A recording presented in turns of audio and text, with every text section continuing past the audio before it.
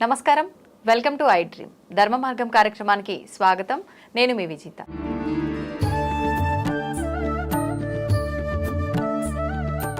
ప్రస్తుతం మనతో పాటు ఉన్నారు ప్రముఖ జ్యోతిష్యులు బ్రహ్మశ్రీ నందిబట్ల శ్రీహరి శర్మ గురువు గారు. ఇప్పుడు వారితో మాట్లాడి గ్రహణం నిజంగా ఉందా, లేదంటే ఇప్పుడు మనం చూస్తున్న వార్తలన్నీ మనని భయపెట్టడానికే వచ్చే వార్తలా, ఏంటి అసలు దీంట్లో వాస్తవాలు ఏంటి, గురుగారితో మాట్లాడి తెలుసుకుందాం. నమస్కారం గురుగారు. వాగర్థావివ సంపృక్తౌ వాగర్థ ప్రతిపత్తయే జగతః పితరౌ వందే పార్వతీ పరమేశ్వరౌ. సదాశివసమారంభాం శంకరాచార్య మధ్యమాం అస్మదాచార్య పర్యంతం వందే గురుపరంపరాం. ఆదిత్యాయ చ సోమాయ మంగళాయ బుధాయ చ గురుశుక్ర శనిభ్యశ్చ రాహవే కేతవే నమః. శృంగేరి జగద్గురు పీఠాధిపతులకి, కంచి పీఠాధిపతులకి నమస్కారములు తెలియచేసుకుంటూ కార్యక్రమాన్ని ప్రారంభిద్దాం. గురుగారు, ఇప్పుడు ఈ గ్రహణం ఏదైతే ఉందో ఇది భాద్రపద మాసంలో రావటము అంటే అసలు భాద్రపద మాసంలో గ్రహణాలే రావా, ఈసారి ప్రత్యేకంగా వస్తుందా? అయితే ఈ భాద్రపద మాసంలో వచ్చే ఈ గ్రహణము 5000 సంవత్సరాల తర్వాత వచ్చిన గ్రహణము అని చెప్పి, దీనికి చాలా పెద్ద ప్రభావము ఉంది అని చెప్పి, దీని తర్వాత మనకు మహాభారతంలో జరిగిన విధ్వంసాలు ఏవైతే ఉన్నాయో దానికి సంబంధించినటువంటి అంతకు మించి విధ్వంసాలు జరిగే అవకాశం ఉందని చెప్పి మనం ఇప్పుడు రకరకాల వార్తలు వింటున్నాం. నిజంగా ఈ గ్రహణానికి అంత ప్రభావం ఉందంటారా? ఇంతకు ముందు ఎప్పుడు భాద్రపద మాసంలో గ్రహణాలే రాలేదా, వస్తే అంత ప్రభావంతో వచ్చాయా? వీక్షించేటువంటి ఐ డ్రీమ్ ప్రేక్షకులకి మనవి ఏంటనంటే, ఇప్పుడు ప్రస్తుతం ఈ సూర్యగ్రహణం ఏర్పడుతుందమ్మా. ఈ సూర్యగ్రహణం అనేటువంటిది ప్రపంచవ్యాప్తముగా అనేక విపత్తులు వస్తాయి, జననష్టం జరుగుతుంది. ఎప్పుడో మహాభారత కాలంలో జరిగినటువంటి యుద్ధము ఈ గ్రహణ ప్రభావాల వల్ల జరిగాయి. మళ్ళీ అట్లాంటి గ్రహణం మళ్ళీ ఈ రోజున, అనగా అక్టోబర్ 2వ తారీఖు రోజున వస్తుంది. దీని తర్వాత మళ్ళీ అలాంటి విపత్తులు జరుగుతాయని చెప్పేసి చాలామంది, అనేక మంది పండితులు ఈ దుష్ప్రచారానికి లేవనెత్తారమ్మా. కాబట్టి ఈ వీడియో ఆశాంతం వీక్షించండి. ఎందుకనంటే ఒక నాణానికి బొమ్మ బొరుసు ఎలాగో ఒక చర్యకి మంచి చెడు అనే ఉంటుంది. ఇప్పటి వరకు ఐ డ్రీమ్ ప్రేక్షకులు మీరందరూ కూడా ఒకవైపు భయపడేటువంటి విషయాన్ని మీరు చూశారు. కానీ భయం ఎంతవరకు పడాలి ఈ గ్రహణ ప్రభావం వల్ల? నిజంగా అటువంటి 5000 సంవత్సరాల తర్వాత మళ్ళీ మహాభారత యుద్ధ కాలం నాటి గ్రహణమే మళ్ళీ ఇప్పుడు వస్తుందా, అంత జననష్టం జరుగుతుందా అనేటువంటి విషయాలన్నీ కూడా పటాపంచలు చేయడం జరుగుతుంది. కాబట్టి ఈ యొక్క వీడియోని ఆశాంతం వీక్షించండి. భాద్రపద మాసం, ఈ భాద్రపద మాసంలో అనేకమైనటువంటి పండుగలు ఉంటాయి. ముఖ్యంగా పితృదేవత ఆరాధన చేసేటువంటి మహాలయ పక్షాలు కూడా ఇప్పుడు ఉన్నాయి. యాదృచ్ఛికంగా ఈ భాద్రపద మాసంలోనే ఈ సంపూర్ణ సూర్యగ్రహణం అనేటువంటిది ఏర్పడుతుంది. అయితే ఇవి మన భారతదేశంలో కనిపించదు. కాబట్టి కనిపించినటువంటి ఈ గ్రహణానికి, సూర్యగ్రహణానికి మనం ఆచార నియమాలు పాటించాల్సినటువంటి పని లేదు. అంటే కనిపించకపోయినా ఆ ప్రభావం మన పైన ఉంటుంది, నియమాలు పాటించాలని చెప్తున్నారు కదా. నియమాలు ఆచారాలు పాటించలేకపోయినా పర్వాలేదు, కానీ ప్రభావం మాత్రం ఉంటుందమ్మా. నియమాలు ఆచారాలు అంటే పట్టు విడుపు స్నానాలు, ఇల్లును శుభ్రపరచుకోవడం, నిల్వ ఉన్నటువంటి ఆహార పదార్థాల్లో దర్భపోచలు వేయడము, గ్రహణ తదనంతరం ఇల్లంతా మళ్ళీ శుభ్రం చేసుకోవడం, మళ్ళీ పూజా మందిరం అంతా శుభ్రం చేసుకోవడం, తర్వాత దానాది కార్యక్రమాలు గ్రహణ సంబంధంగా ఏ ఏ రాశులకి ప్రభావం ఉంటుందో అవన్నీ కనిపించే ప్రదేశాలలో నివసిస్తున్నటువంటి ప్రజలు పాటించాలి. మన భారతదేశంలో ఇవి కనిపించదు కాబట్టి ఆచారాలు నియమాలు పాటించాల్సినటువంటి పని లేదు. కానీ ఈ గ్రహణం వల్ల ఏ ఏ రాశుల వారికి ఎఫెక్ట్ అవుతుందని మనకు శాస్త్రం చెప్పబడి ఉందో, ప్రపంచవ్యాప్తముగా ఎక్కడ ఉన్నా ఆయా రాశుల్లో జన్మించిన వాళ్ళు ఎవరైనా కానీ ఈ యొక్క ప్రభావానికి గురవుతారు. ముఖ్యంగా ఈ చంద్రగ్రహణము, సూర్యగ్రహణం అనేటువంటిది most affected country ఏదయ్యానంటే America, Canada. ఎందుకనంటే చంద్రగ్రహణము అమెరికా, సౌత్ అమెరికా, నార్త్ అమెరికాలో కనబడింది. అలాగే ఇప్పుడు వచ్చేటువంటి సూర్యగ్రహణము Australia, New Zealand, Brazil, Canada, Mexico, Uruguay, Paraguay, Chile, ఈ యొక్క అమెరికా దేశాలలో కనబడుతుంది. కాబట్టి ముఖ్యంగా మన భారతీయులు ఎక్కడ ఉన్నారు? అమెరికాలో ఉన్నారు, మెక్సికోలో ఉన్నారు, కెనడాలో ఉన్నారు, ఆస్ట్రేలియాలో ఉన్నారు, న్యూజిలాండ్లో ఉన్నారు, బ్రెజిల్లో కూడా కొంతమంది ఉన్నారు.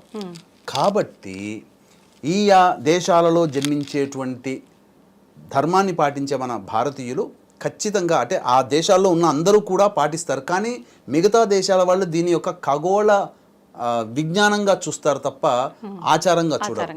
మన భారతీయులు ఈ చెప్పినటువంటి America, New Zealand, Australia, Mexico, Canada, Brazil లాంటి దేశాల్లో ఉన్నారు కాబట్టి వాళ్ళందరూ కూడా ఆ దేశాల్లో నివసించేటువంటి ప్రజలు ఈ యొక్క గ్రహణ సంబంధమైనటువంటి ఆచార నియమాల్ని పాటించాలి. అయితే గ్రహణం ఎప్పుడు వస్తుంది? మనకు ఉజ్జాయింపుగా ఒక్కొక్క దేశంలో లోకల్ టైంని అనుసరించి ఉంటుంది. మనకు అమెరికాని బేస్ చేసుకొని ఈ యొక్క 3:34 నుంచి తెల్లవారుజామున మనకు దాదాపుగా 6 గంటల పాటు ప్రభావం ఉంటుంది. అంటే రాత్రిపూట 9:17 వరకు ఉంటుంది. కాబట్టి దాదాపుగా సుదీర్ఘముగా 6 గంటల పాటు ఉండేటువంటి యొక్క చంద్రగ్రహణం. కాబట్టి సాధారణంగా దీని ప్రభావము ఖచ్చితంగా కొంత ఉంటుంది. ఎటువంటి ప్రభావం ఉంటుందనంటే, ఎందుకు ఉంటుంది అనంటే, ఈ గ్రహణం సూర్యగ్రహణం అనగా సూర్యుడు ఉండంగా జరగాలి, చంద్రుడు గ్రహణం అనగా చంద్రుడు ఉండంగా జరగాలి. కానీ ఇప్పుడు అక్టోబర్ 2వ తారీఖు రోజున వచ్చేటువంటి సూర్యగ్రహణము సూర్యుడు ఉండంగా మొదలై చంద్రుడు ఉదయించిన తర్వాత రాత్రిపూట గ్రహణం అంతమవుతుంది. అంటే సుదీర్ఘకాలంగా 6 గంటల ప్రభావం వరకు ఉంటున్నటువంటి గ్రహణం వల్ల కొంత విపరీతమైనటువంటి ఇబ్బందికర పరిస్థితులు అనేటువంటివి ఉంటాయి. అయితే అది ఉన్న ప్రాంతంలోనే కాదమ్మా, దీనికి సంబంధించి మీకు పూర్తి వివరణ ఇస్తాను. వీక్షించేటువంటి ఐడ్రీమ్ ప్రేక్షకులు ఎక్కడా భయపడాల్సినటువంటి అవసరం లేదండి. ఎందుకనంటే సంవత్సరానికి 4-5 చోట్ల గ్రహణాలు అనేటువంటివి వస్తాయి. ఈ గ్రహణాలు ఏంటంటే ప్రకృతిలో ఏర్పడేటువంటి మార్పులు కాబట్టి ఈ మార్పులకి లోబడి ఆ ప్రకృతిలో జీవనం సాగిస్తున్న సమస్త జీవరాశులకి ప్రభావం ఉంటుంది. ముఖ్యంగా మన మానవులకి ఈ యొక్క గ్రహణ ప్రభావం అనేటువంటిది ఉంటుంది. ఇంతకుముందు చెప్పుకున్నట్టుగా ఏ దేశంలో ఉన్నవాళ్ళు గ్రహణం కనిపిస్తే ఆ దేశం నియమాలు పాటించాలి. కానీ కన్యా రాశిలో హస్త నక్షత్రంలో ఈ సూర్యగ్రహణం ఏర్పడుతుంది కాబట్టి మేష, వృషభ, మిథున, సింహ, కన్య, తుల, ధనుస్సు, కుంభ, మీన రాశుల్లో జన్మించినటువంటి వారికి ఈ యొక్క గ్రహణ దోష ప్రభావం ప్రపంచవ్యాప్తంగా ఎవరున్నా ఉంటుంది. మన భారతీయులు దీన్ని పాటిస్తారు కాబట్టి ఈ యొక్క అమెరికా, బ్రెజిల్, ఉరుగ్వే, పరాగ్వే, అలాగే కెనడా, మెక్సికో, ఆస్ట్రేలియా, న్యూజిలాండ్లో నివసించే భారతీయులు నియమాల్ని పాటించాలి. అంటే మన దేశంలో లేకపోయినా కూడా ఆ రాశుల వారిపైన ప్రభావం ఉంది కాబట్టి అది ఇక్కడ వాళ్ళకైనా సరే ప్రభావం చూపిస్తుంది అంటున్నారా? అవునమ్మా. దీనికి గల ఉదాహరణ చెప్తాను. చాలా మంది ప్రేక్షకుల్లో విజ్ఞానం ఉంటుంది, కానీ దాని నిజాలు తెలుసుకోకుండా వాళ్ళు దీన్ని కొట్టిపారేస్తారు. ఇదంతా హంబక్కు, వేస్ట్, బోకస్, ఇదంతా చెప్తున్నారు అని అంటారు. ఒక్క క్లారిటీ ఇస్తానమ్మా నేను. మనకు 2019 డిసెంబర్ 26వ తారీఖు రోజున సూర్యగ్రహణం అనేటువంటిది ఏర్పడింది. దాని తర్వాత పరిణామాలు ఏం జరిగాయి? అది మన భారతదేశంలో కనిపించింది. కానీ ప్రపంచవ్యాప్తంగా కరోనాతో ఇబ్బంది పడ్డారు కదా 2020లో. అంటే 19వ తారీఖు రోజున ప్రారంభమైనటువంటి యొక్క కరోనా విజృంభణ, మరి దీనికి గల నాంది ఏంటి? 26వ తారీఖు డిసెంబర్ రోజున ఏర్పడినటువంటి సూర్యగ్రహణం. మరి ఒక గ్రహణ ప్రభావం వల్ల ప్రపంచవ్యాప్తంగా నష్టపోయారు కదా, మన భారతదేశంలోనే నష్టం జరగాలి కదా. కానీ చూసుకుంటే ప్రపంచం కంటే భారతదేశంలోనే నష్టం తక్కువైంది. కానీ భారతదేశంలో కనిపించినటువంటి గ్రహణ ప్రభావం ప్రపంచవ్యాప్తంగా ఇబ్బంది పెట్టింది. అట్లాగే ఇప్పుడు చాలా మంది ఏమంటున్నారంటే, ఈ భాద్రపద మాసంలో పౌర్ణమి రోజున చంద్రగ్రహణం, అమావాస్య రోజున సూర్యగ్రహణం 5000 సంవత్సరాల కిందట, 3000 సంవత్సరాల కిందట, 1000 సంవత్సరాల కిందట, 500 సంవత్సరాల కిందట వచ్చింది అని అంటున్నారు. విచిత్రం ఏంటంటే, నేను గత 110 సంవత్సరాల పంచాంగాన్ని తిరగవేస్తే 1941 సంవత్సరం సెప్టెంబర్ 5వ తారీఖు రోజున శుక్రవారం అయింది, కేతుగ్రస్త చంద్రగ్రహణం వచ్చింది. తర్వాత 21 సెప్టెంబర్ 1941 ఆదివారం రోజున భాద్రపద అమావాస్య రోజున రాహుగ్రస్త సంపూర్ణ సూర్యగ్రహణం వచ్చింది. అంటే 1941 సెప్టెంబర్లో భాద్రపద మాసంలోనే ఇప్పుడు 2 గ్రహణాలు వచ్చినట్టుగా అప్పుడు 2 గ్రహణాలు మన భారతదేశంలో కనిపించాయి. కాబట్టి మన భారతదేశంలో కనిపించినటువంటి యొక్క చంద్రగ్రహణం ప్రభావం, సూర్యగ్రహణ ప్రభావం వల్ల టర్కీ దేశం ఎప్పుడు 10వ తారీఖు సెప్టెంబర్ 1941లో ఎర్త్ క్వేక్ వచ్చి దాదాపుగా 430 మంది చనిపోయారు టర్కీలో. ఇది అఫీషియల్ గా. అన్అఫీషియల్ గా 1000 మంది పోయి ఉంటారు. మరి మన భారతదేశంలో కనిపించినటువంటి ఈ సూర్య చంద్రగ్రహణ ప్రభావం టర్కీలో ఎందుకు చూపించింది? దీన్ని బట్టి అర్థం చేసుకోవచ్చు కదా. మన భారతదేశంలో కనిపించినటువంటి సూర్యగ్రహణ ప్రభావం వల్ల కరోనా ఎఫెక్ట్ తో మొత్తం ప్రపంచవ్యాప్తంగా వచ్చింది కదా. మరి ఈ 2 ఇన్సిడెంట్స్ చాలు. గ్రహణం ఎక్కడ వచ్చినా ఎప్పుడు వచ్చినా దాని ప్రభావం కొన్ని ప్రాంతాలలో ఖచ్చితంగా ఉంటుంది. కాబట్టి దీన్ని దృష్టిలో పెట్టుకుని వీక్షించేటువంటి ప్రేక్షకులు మేష, వృషభ, మిథున, సింహ, కన్య, తుల, ధనుస్సు, కుంభ, మీన రాశిలో జన్మించిన వారు ఖచ్చితంగా ఈ యొక్క నివారణ చర్యలు చేసుకోవాలి. అప్పుడు ఏర్పడుతున్నటువంటి గ్రహణాన్ని మన దాంట్లో కన్వర్ట్ చేసుకుంటే వచ్చేటువంటి సమయం ఆ సమయం. కాబట్టి ఆ సమయంలో మనం మేల్కొని ఉండి చక్కగా ఈ సంబంధించినటువంటి దేవతా స్తోత్ర పారాయణం చేసుకోవచ్చు. ఈ యొక్క మేష, వృషభ, మిథున, సింహ, కన్య, తుల, ధనుస్సు, కుంభ, మీన రాశుల్లో జన్మించిన వారు, లేదా రోజున దసరా నవరాత్రులు ఎట్లాగో ప్రారంభమవుతున్నాయి కాబట్టి ఆ రోజున దగ్గరలోని శివాలయానికి చేరుకొని నవగ్రహాల చుట్టూ శివాయ నమః అంటూ 27 సార్లు ప్రదక్షిణ చేసి ఆ యొక్క శివాలయంలో రాగి పాత్రలో కానీ మట్టి పాత్రలో కానీ ఒక పాత్రలో బియ్యము, ఒక పాత్రలో గోధుమలు, ఒక పాత్రలో ఉలువలు పెట్టి బియ్య పాత్రలో చంద్రబింబము, గోధుమల పాత్రలో సూర్యబింబము, ఉలవల పాత్రలో నాగబింబము అనగా వెండితో చిన్న రూపు పెట్టి బ్రాహ్మణుడికి చేత సంకల్పం చెప్పుకొని బ్రాహ్మణుడికి దానం చేయండి. లేదు అంత శక్తి లేదండి అనుకునేటువంటి వాళ్ళు ఒక కిలోంబావు గోధుమలు, కిలోంబావు బియ్యము, కిలోంబావు ఉలువలు కొని తెచ్చుకొని 3 బకెట్లలో వేరు బకెట్లలో కొన్ని నీళ్లు నింపుకొని ఆ నీటిలో ఒక చిన్న బెల్లం ముక్క వేస్తే కరిగిపోతుంది. ఆ కరిగిపోయిన నీటిలో ఒక దాంట్లో గోధుమలు, ఒక దాంట్లో బియ్యం, ఒక దాంట్లో ఉలువలు నానబెట్టి తెల్లవారి మీరు ఈ సంబంధించినటువంటి గ్రహణ సమయంలో అనగా సాయంకాల సమయంలో శివాలయానికి చేరుకొని అర్చన జరిపించుకొని అక్కడ ఉన్నటువంటి ఆవుకి తినిపించవచ్చు. ఆవుకి తినిపించిన ఆ దోషం పోతుంది. కాబట్టి ఇవి సామాన్య మానవుడు చేసుకోగలిగేటువంటిది. లేదు మంత్రపూర్వకంగా చేసుకోదలిస్తే ఈ యొక్క మేష, వృషభ, మిథున, సింహ, కన్య, తుల, ధనుస్సు, కుంభ, మీన రాశిలో జన్మించిన వారికి ఈ యొక్క గ్రహణ దోష నివారణ హోమాది కార్యక్రమాలు మా పీఠం ఆధ్వర్యంలో 3వ తారీఖు రోజున మధ్యాహ్నం 3 గంటలకి ప్రారంభమవుతున్నాయి. కాబట్టి మధ్యాహ్నం 12 వరకు గోతనామాలు నమోదు చేసుకోవచ్చు. కేవలం పర్ హెడ్ 1500 రూపాయలకి చేయించడం జరుగుతుంది. అవకాశం ఉన్న వాళ్ళు కార్యక్రమ తదనంతరం కాంటాక్ట్ చేసి పూర్తి వివరాలు తెలుసుకోవచ్చు. ఇది చెప్పబడి ఉన్నటువంటిది. గురుగారు, ఆల్రెడీ నేను క్వశ్చన్ స్టార్టింగ్లోనే మిమ్మల్ని అడిగాను, మళ్ళీ అడుగుతున్నా. చాలా మందిలో ఒక సందేహం ఏంటి అంటే, ప్రత్యేకించి భాద్రపద మాసంలో మనకు ప్రతి సంవత్సరంలో కూడా 2 సూర్యగ్రహణాలు 2 చంద్రగ్రహణాలు వస్తాయని చెప్పి విన్నాం. కానీ భాద్రపద మాసంలో అసలు ఇంతవరకు రాలేదు. అది కూడా 5000 సంవత్సరాల క్రిందట వచ్చింది, ఈ మధ్యలో అసలు రాలేదు, ఇదే మళ్ళీ రావటం అని చెప్పి అంత కాలం తర్వాత వచ్చిన ఈ గ్రహణము అప్పుడు ఎంతటి ప్రభావం అయితే చూపించిందో దానికి మించి ప్రభావం చూపిస్తోందని చెప్పి చాలామంది చాలా టెన్షన్ పడుతున్నారు ఈ విషయంగా. అందుకని చెప్పి నేను మళ్ళీ ఈ క్వశ్చన్ అడుగుతున్నాను, అసలు ఏంటి దీంట్లో నిజాలు ఏంటి తెలియజేయండి. మీరు అడిగినట్టుగా ఎప్పుడో 100 సంవత్సరాల కిందట 1000, 2000, 3000, 5000 సంవత్సరాల కిందట భాద్రపద మాసంలో 2 చంద్రగ్రహణం, సూర్యగ్రహణం వచ్చింది, మళ్ళీ అలాంటిది ఇప్పుడు వచ్చింది అని చెప్పి చాలా ప్రసార మాధ్యమాల్లో అనేక మంది విజ్ఞానకారులు వాళ్ళ యొక్క అభిప్రాయాన్ని తెలియజేశారు. కానీ ఇందులో వాస్తవం లేదమ్మా. ఎందుకనంటే ఇది నిజంగా జరిగిందా అన్నప్పుడు కేవలం మన భారతదేశంలోనే భాద్రపద మాసంలో కనిపించినటువంటి గ్రహణాల లిస్టుని మనకు స్వాతంత్రం కంటే ముందు నుంచి ఉన్న లిస్టుని తీశానమ్మా. అందులో యాదృచ్ఛికంగా కాదు, ఆశ్చర్యకరంగా వీళ్ళందరూ 1000 సంవత్సరాలని చెప్తున్నారు. 100 సంవత్సరాలు కూడా నిండక ముందే 80 సంవత్సరాల కిందటనే ఇదే భాద్రపద మాసంలో పౌర్ణమి నాడు చంద్రగ్రహణం, అమావాస్య నాడు సూర్యగ్రహణం ఏర్పడింది. కాబట్టి ఎప్పుడు అవన్నీ మీకు తెలియజేస్తానమ్మా. 5 సెప్టెంబర్ 1941 శుక్రవారం భాద్రపద పౌర్ణమి కేతుగ్రస్త చంద్రగ్రహణం వచ్చింది. 21 సెప్టెంబర్ 1941 ఆదివారం భాద్రపద అమావాస్య రాహుగ్రస్త సంపూర్ణ సూర్యగ్రహణం. ఇక 5 సెప్టెంబర్ 1960 సోమవారం భాద్రపద పౌర్ణమి కేతుగ్రస్త చంద్రగ్రహణం. 22 సెప్టెంబర్ 1968 ఆదివారం భాద్రపద అమావాస్య సూర్యగ్రహణం. 16 సెప్టెంబర్ 1978 శనివారం భాద్రపద పౌర్ణమి కేతుగ్రస్త చంద్రగ్రహణం. 23 సెప్టెంబర్ 1987 బుధవారం భాద్రపద అమావాస్య కేతుగ్రస్త సూర్యగ్రహణం. ఇక 16 సెప్టెంబర్ 1997 మంగళవారం భాద్రపద పౌర్ణమి కేతుగ్రస్త చంద్రగ్రహణం. 6 సెప్టెంబర్ 1998 ఆదివారం భాద్రపద పౌర్ణమి కేతుగ్రస్త చంద్రగ్రహణం.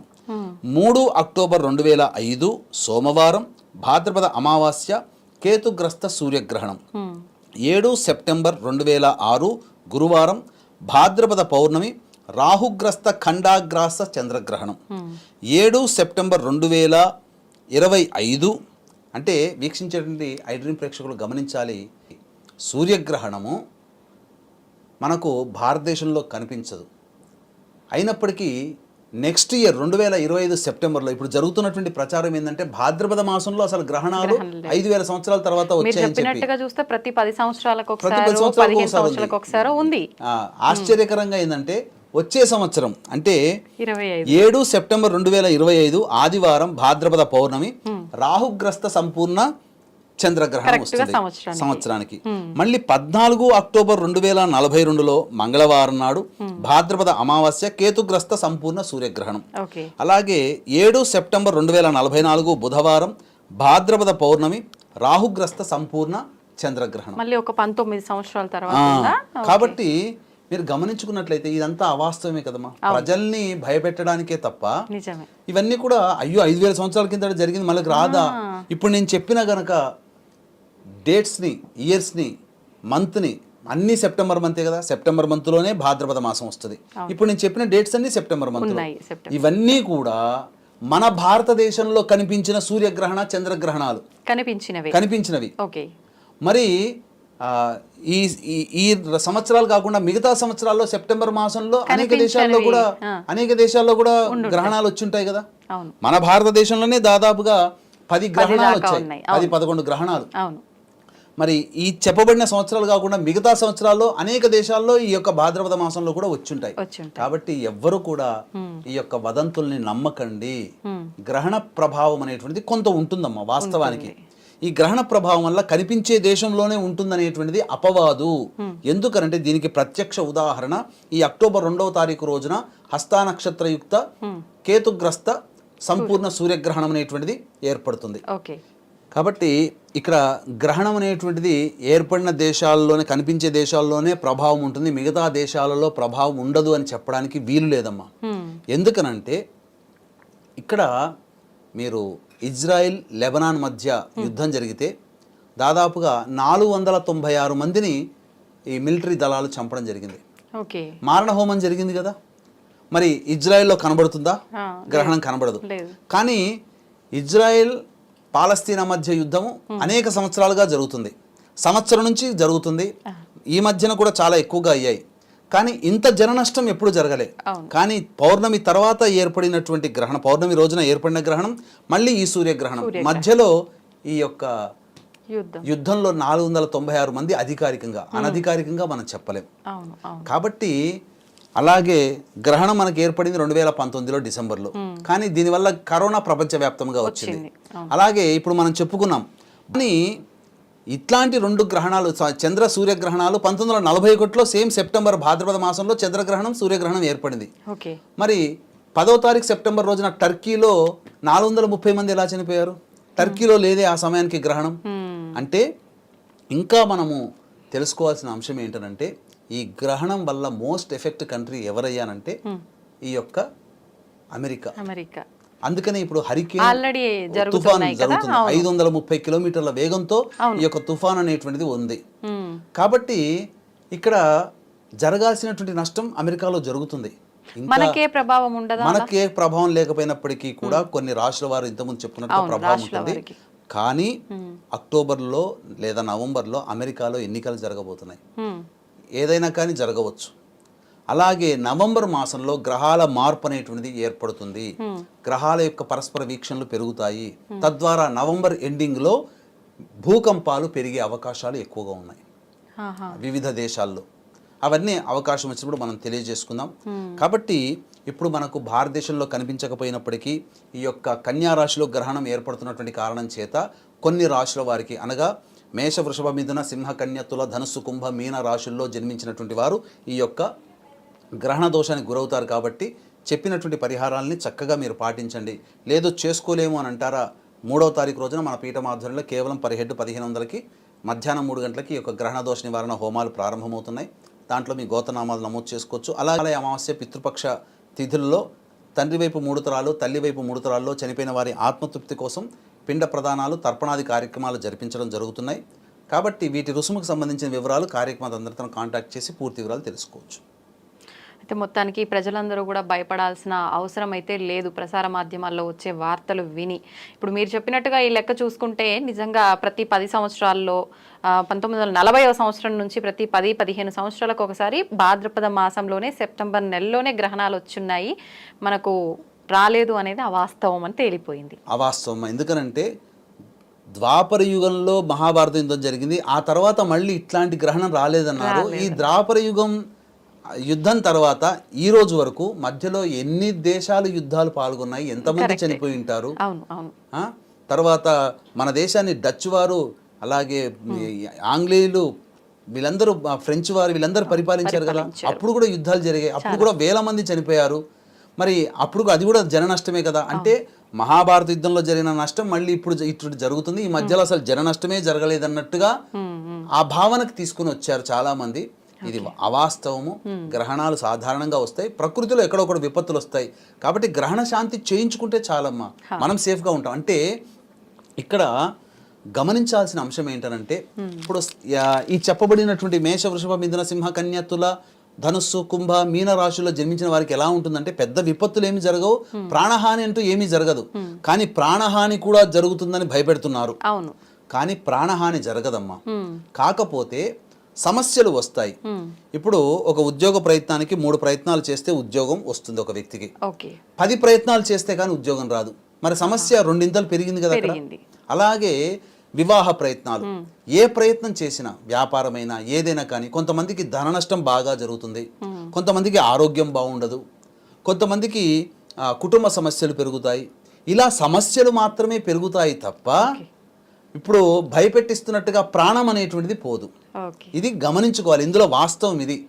మనిషి అని ఇప్పుడు ప్రపంచవ్యాప్తంగా గ్రహణాలు ఎప్పుడూ వస్తుంటాయి, సర్వసాధారణ. వచ్చిన ప్రతి గ్రహణానికి ఇలా ప్రకృతి చంపేసుకుంటూ పోతే ఇక జీవరాశి ఎందుకు? గ్రహణాలే మనిషిని చంపేసేటట్టయితే గ్రహణాలు ఏంటి?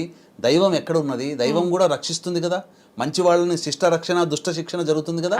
కాకపోతే మన చుట్టుపక్కలనే మంచి చెడు ఉంటారు, చెడ్డ వాళ్ళకి ఎక్కువగా చెడు జరుగుతుంది, మంచి వాళ్ళకి ఎక్కువగా మంచి జరుగుతుంది, కొద్దిగా చెడు జరుగుతుంది. అంతే తప్ప చిన్న సమస్య కాస్త పెద్దగా అవుతుందే తప్ప ప్రాణం పోయేంత సమస్య అయితే కాదు. కాబట్టి ఇటువంటి అవాస్తవాన్ని నమ్మి మీరు భయపడిపోయి ఏం జరుగుతుందో ఆ భయంతో కొంతమంది ప్రాణాలు కోల్పోతారమ్మా. అంతలాగా భయపెడుతున్నారు వీక్షించేటువంటి ఐడ్రీమ్ ప్రేక్షకులు. అటువంటి భయాలు పడాల్సిన అవసరం లేదు. కాకపోతే ఈ మేష, వృషభ, మిథున, సింహ, కన్య, తుల, ధనుస్సు, కుంభ, మీన ఈ రాశుల్లో జన్మించిన వారికి వచ్చే సమస్యల కంటే కొద్దిగా అధికంగా సమస్యలు వస్తాయి, అంతే తప్ప చెప్పిన విధంగా పరిహారాలు చేసుకుంటే చాలమ్మా. నిజంగా ఈ ఒక్క వీడియోతో జనాల్లో ఉన్న భయం అంతా పోతుంది గురుగారు. థ్యాంక్ యూ గురుగారు, ధన్యవాదాలు. సర్వం శ్రీ ఉమామహేశ్వర పరబ్రహ్మార్పణమస్తు.